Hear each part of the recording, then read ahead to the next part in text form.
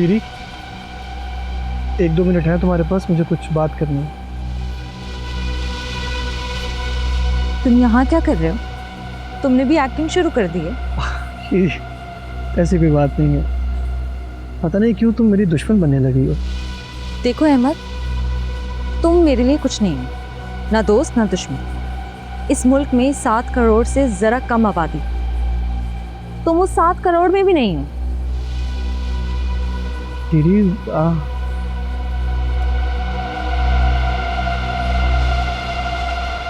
मैं तुमसे शादी करना चाहता हूँ। इसमें हंसने वाली क्या बात है? बहुत खुश रखूंगा तुम्हें। फरहाद, इधर आना जरा। शीरी, मैंने तुमसे कोई बदतमीजी नहीं की। हाँ, तुम्हारा ऐसी बात करना ही बदतमीजी है। क्या हुआ?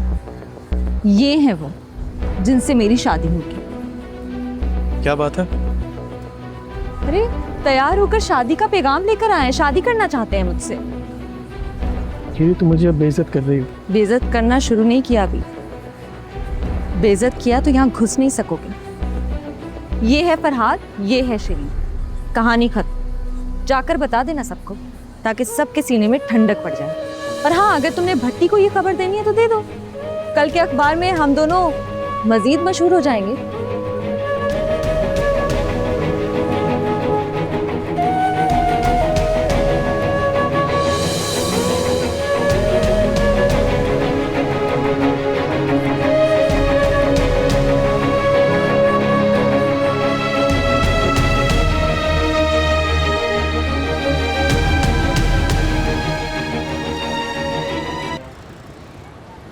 अरे भाई, कमाल कर दिया है तुमने। इस साल की सबसे बड़ी खबर सुनाई है तुमने मुझे। देखिए भट्टी साहब, आप भाइयों जैसे, सोचा कि आपको बताऊं आकर। ओ, अंगूठी वंगूठी पहना दी। कब है शादी? तारीख वारीख तो तय हो गई होगी ना? जी जी, सब कुछ तय है। बस जैसे ही तारीख तय होती है, सबसे पहले आपको बताऊंगा। फरहाद तक तो पहुंच गई होगी खबर। उसको बताने की कोई ज़रूरत नहीं है। वैसे भी जब आप खबर छापेंगे तो सब पढ़ेंगे ही। नहीं नहीं, तुम्हें उसे बताना चाहिए। अब तो तुम्हारी मंगेतर है वो। हो सकता है ये खबर सुनकर जान छोड़ दे उसकी। देखिए भट्टी साहब, अब मैं किसी को कुछ भी नहीं करने दूंगा। भाई, हम खबर क्या, तुम्हारे बारे में ऐसी खबर छापेंगे कि पूरे मुल्क से मुबारकबादें ही मुबारकबादें आएंगी। मुझे आपसे यही उम्मीद थी। बस आप खबर छापिए। सरकार सरकार, आइए, चाय बुलाते हैं आपको। चलिए। फरहाद,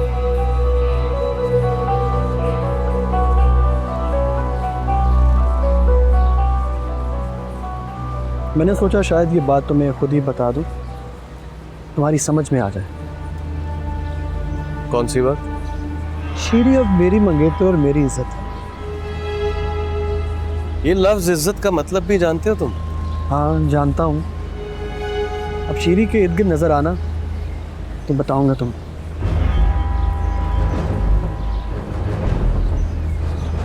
धमकी दे रहे हो?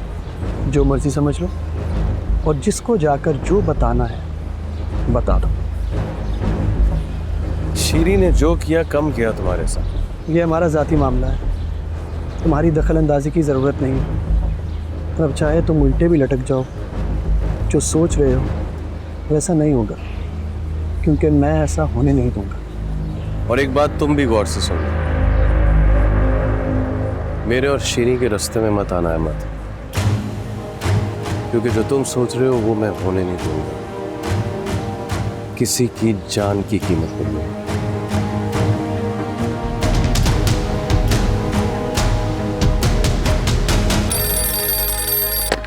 हेलो।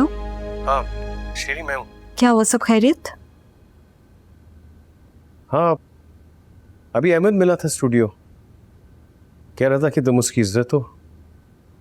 ये लोग पीछे ही पड़ गए। कहाँ हो तुम? मैं तो अभी बंगले में हूँ। स्टूडियो मिलो मुझे। हाँ ठीक है।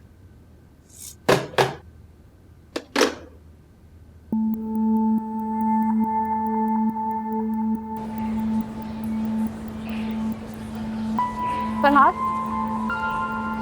चलो का उसके पास जिसने इज्जत बनाया वो।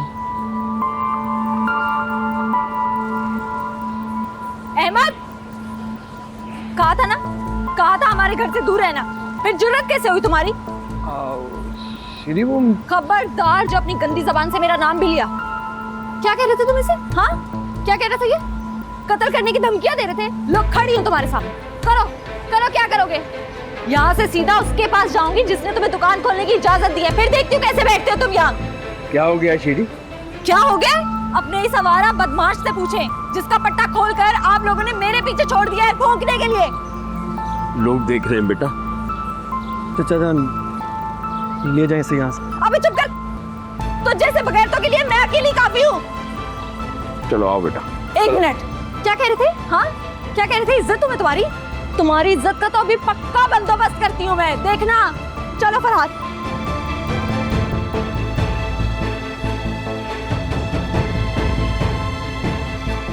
क्या किया था तूने? मैंने कुछ नहीं किया चाचा जान, ना श्री से मिला हूं ना बात की। वो तो मैं फरहाद से बात की थी बस। सड़क पे पड़ी हुई है श्री, जो तुम खुद फैसले कर रहे हो। अब बड़े मर गए हैं क्या? देखें चाचा जान, आपको नहीं पता घर की इज्जत पे कौन डाका डाल रहा है। मैं तो उसको बचा रहा हूँ।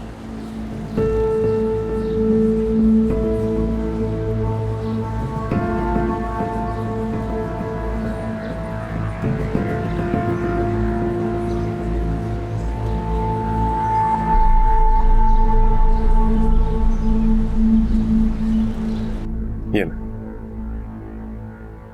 बस आप बेफिक्र हो जाए, थोड़ी देर के बाद इस नाम की दुकान नहीं होगी स्टूडियो में। Thank you sir. मैं अभी सिक्योरिटी वालों से कह के बस अभी अहमद की दुकान सील करवा देता हूँ। शुक्रिया सर।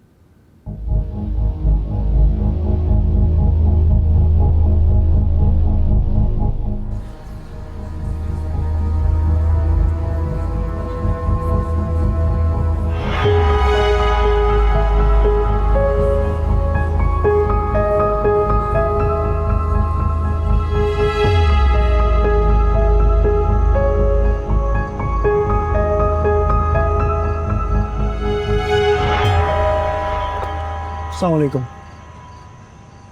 चाचा चमन, अगर तकलीफ ना हो तो ये सामान अंदर रख दूं? क्यों मियाँ, ये गोदाम नजर आ रहा है आपको? गोदाम नहीं, दुकान है, मुझे पता है। अभी ले जाऊंगा यहाँ से। यहाँ मास्टर सैफुद्दीन के कुछ लगते हैं यहाँ। भतीजा सरकार। शजरा चेहरे पे लिखा है। यहाँ आपने दुकान खोली थी ना अंदर, कहाँ जा रहे हैं? हाँ, खोली थी दुकान, अब बंद हो गई है। मैं आता हूँ। एक मिनट, हम ऐसे ही नहीं रखेंगे सामान। यहाँ हमें पता ही नहीं अंदर क्या है। पहले पूरी बात बताइए कि हुआ क्या। क्या इसमें? शो खत्म हो गया इनका। कहे तो अभी पता लगा क्या? फौरन जाओ मियाँ, ताकि पता लगे कहानी में मोड़ आया है या कहानी खत्म हो गई। बागी हो जाते हैं बच्चे सैफुद्दीन, तो खैर से अदाकारा बन चुकी है वो, और फिर कुछ दिन में तो पता भी नहीं होगा कि कहाँ है, और ना हम पूछ सकेंगे। वो दिन ना आए इसीलिए ये जरूरी है। ये ख्वाब देखे थे तुमने? देख लो ताबीर। ख्वाब तो देखे थे मैंने, लेकिन ये नहीं सोचा था कहीं खुद से कोई कदम ना उठा ले। नहीं, ऐसा नहीं होगा। उसी की सुन लो, क्या जरूरत है इस सब की? जान की कीमत पर भी नहीं। ये खबर जरूरी है, फिर अगर वो ना मानी तो। अम्मी, अब्बू। अच्छा, अपना हाजमा ठीक रखना, बिल्कुल नॉर्मल और खुश खुश रहना सामने। अम्मी, बाहर खुदा खैर करे, क्या हो गया है? चलें। क्या है ये? किसकी कार है? कहाँ से ले आई? सुल्तान साहब वाली तो नहीं है ये मेरी कार है। अच्छा, वाकई? कहाँ से आई? सुल्तान सर ने लेकर दी है, फिल्म के पैसे से। लेकिन चलाएगा कौन? ना तुम्हारे अब्बू जानते हैं कार चलाना, ना तुम। अरे मैं चलाऊंगी, अब्बू चलाएंगे, सीख लेंगे। क्यों अब्बू? हाँ हाँ बिल्कुल, मुबारक हो बेटी। अल्लाह हमारी बेटी को इससे भी बड़ी गाड़ी दे। कैसा लगा सरप्राइज? भाई एक सरप्राइज तो हमने भी संभाल के रखा है तुम्हारे लिए। क्यों इफ़त? कौन सा सरप्राइज? और मैं क्या जानूं? आप कहाँ बताते हैं मुझे कुछ? कौन सा सरप्राइज है? अरे बता देंगे। तुम्हारी अगली शूट कब है? कल है, लेकिन सरप्राइज से उसका क्या लेना देना? एक तो तुम सवाल जवाब करके हमारे सरप्राइज का सत्यानाश मत करो। ये बताओ मिठाई वगैरह लेके आई हो या खाली हाथ आ गई हो? मिठाई भी कल आपके सरप्राइज के साथ ही मिलेगी। तब तक के लिए कार है।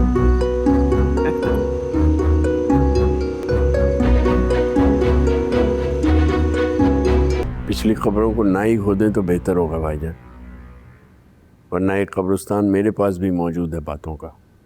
लेकिन मुझे तो आज कई बातों का पता चल रहा है। लेकिन मैं यही कहूँगा कि हमें अपने टूटे हुए ताल्लुकात को अपने बच्चों की खातिर एक बार फिर से जोड़ देना चाहिए।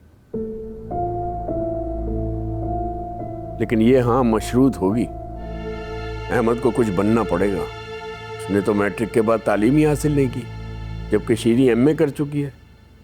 एमए कर ले या कुछ और भी कर ले, आखिर लड़की को चूल्हा चौकी ही करना होता है। देखो भैया, घर गृहस्थी आती हो ना लड़की को, और थोड़ा बहुत पढ़ी लिखी हो, तो जिंदगी बहुत अच्छी गुजरती है। ऐसी बात नहीं है भाईजान, मैंने तो बड़े ख्वाब देखे हैं उसके बाद। ख्वाबों की बात तो तुम ना ही करो सैफुद्दीन, तुम्हारे ख्वाबों की ताबीर तो अखबारों में छप चुकी है। और हाँ, एक और बात, फिल्म का शौक तो पूरा हो गया है, तुम्हारा भी और तुम्हारी बेटी का भी। तो बेहतर अब यही है कि इज्जत से उसकी शादी करो और वो घरेलू जिंदगी गुजारे, बस। आओ बेटा आओ, ताया अब्बू आए, सलाम करो इन्हें। मैं अच्छी तरह से जानती हूँ अब्बू कि ये क्यों आए। इनके घर से तो कभी सलामतियाँ नहीं आई, तो हम बेचकर क्या करेंगे? चीनी, क्या बदतमीजी है ये? बस कर दो सैफुद्दीन, ये वही बदतमीजी है जो तुमने इसको सिखाई है। आपका सिखाया हुआ भी आपका बेटा आकर दिखाता रहा है हमें, और आप क्यों आए? अहमद तो खुद आ गया था रिश्ता लेकर तैयार होकर। शीरी, किस तरीके से बात कर रही हो तुम? अम्मी, आपको जरा ख्याल नहीं आया? आप मेरी शादी अहमद के साथ करने की बातें कर रही हैं। अगर इस जमीन पर सिर्फ 2 लोग बचे, यानी अहमद और मैं तब भी उस शख्स से शादी नहीं करूंगी। ताया अबू, वो जो आपने अखबार में खबरें देखी थी ना, अरे मेरे और फरहाद के बारे में, वो सच्ची थी। इसके बाद भी आप चाहेंगे कि मैं आपके बेटे से शादी करूं? बल्कि आपको उसके लिए कोई बाइज्जत बाइखलाक लड़की ढूंढनी चाहिए, क्योंकि हम बदमाश और बाजार के लोग हैं।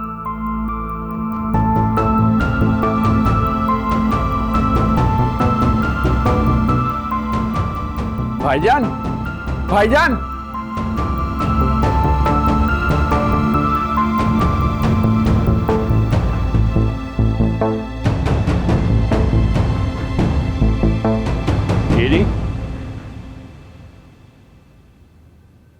ये किस किस्म की जुबान इस्तेमाल की है तुमने आज, और क्यों? आप अब भी पूछ रहे हैं अब्बू कि क्यों? अरे माँ बाप तो अपने बच्चों के लिए बेहतरीन सोचते हैं, और आप मुझे गलाजत में फेंक रहे हैं, उसके बाद पूछ रहे हैं क्यों? तुमने कोई रास्ता छोड़ा ही नहीं शीरी। मैंने? हाँ, तुम क्या समझती हो हमें तुम पर अब कोई इख्तियार नहीं है? अरे सारी जंग ही इख्तियार की है अब्बू, सारा मसला ही इख्तियार का है। जो भी हो, जैसा तुम सोच रही हो ना, अपनी जिंदगी में तो कम से कम होने नहीं दूंगा मैं। इतना तो मैं अच्छी तरह से जानती हूँ, आप अपनी मर्जी करेंगे, नहीं होने देंगे। लेकिन मेरी एक बात याद रखिएगा, अहमद से शादी हरगिज नहीं करूंगी। शीरी, ऐसा तो मत कहो। अम्मी, आप भी? वाह, क्या बात है आप दोनों की। मैं अच्छी तरह से जानती हूँ अब्बू, आप ये क्यों कर रहे हैं। जुआ खेल रहे हैं ताश का पत्ता बनाकर मुझे, और ये सब आप इसलिए कर रहे हैं ताकि फरहाद मुझसे दूर हो जाए और मैं फरहाद से। कुछ नहीं कह सकती ना, बेटी हूं। कुछ कहूंगी तो बच्चलन आवारा कहलाऊंगी। ठीक है, कुछ नहीं कहूंगी, लेकिन एक चीज है जिस पर मेरा इख्तियार है, वो है मेरी जान। जान ले लूंगी मैं अपनी ऊपर। शीरी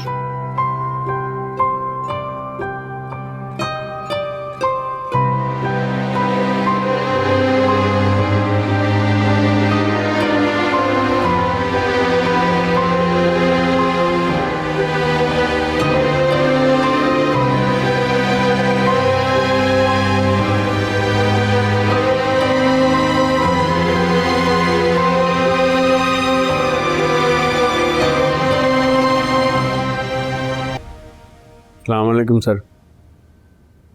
किस लिए आए अब आप यहाँ? आपसे माजरत करनी थी। मुझसे?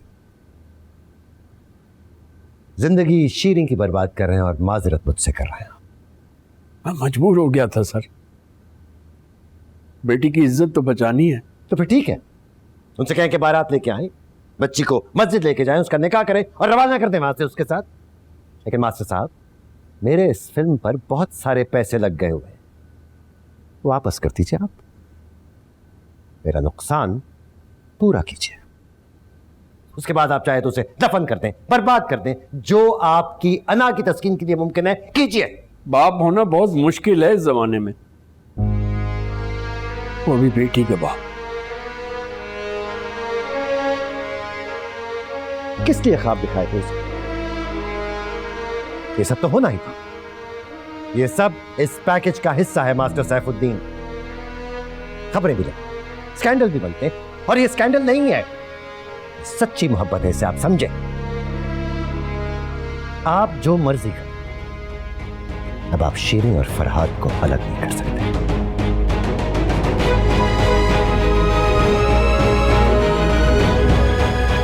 ऐसा तो मैं होने नहीं दूंगा,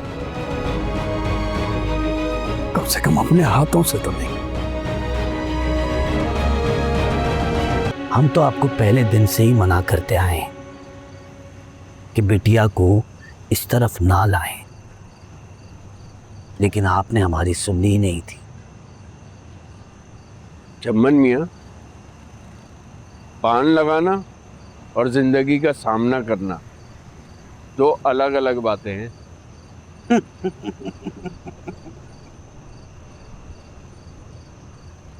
मास्टर साहब, ये जो पान है ना, इसमें पूरी जिंदगी का फलसफा छुपा हुआ है। हमसे पूछे, जब पान कटता है ना तो मुंह की साइज का कटता है, जैसे हम सबको कटना पड़ता है, फिर इस पर लगता है चूना, जैसे हम सबको लगता है। उसके बाद लगाया जाता है कत्था, जो हमारे जख्मों पर लोग लगाते हैं। फिर उसमें डालने के लिए चाहिए होती है छालिया, और छालिया को काटने के लिए चाहिए होते हैं हाथ और सरोता। फिर सरोते को चलाने के लिए चाहिए होती है ताकत। तो मास्टर साहब, पान से सीखिए जिंदगी गुजारने का तरीका।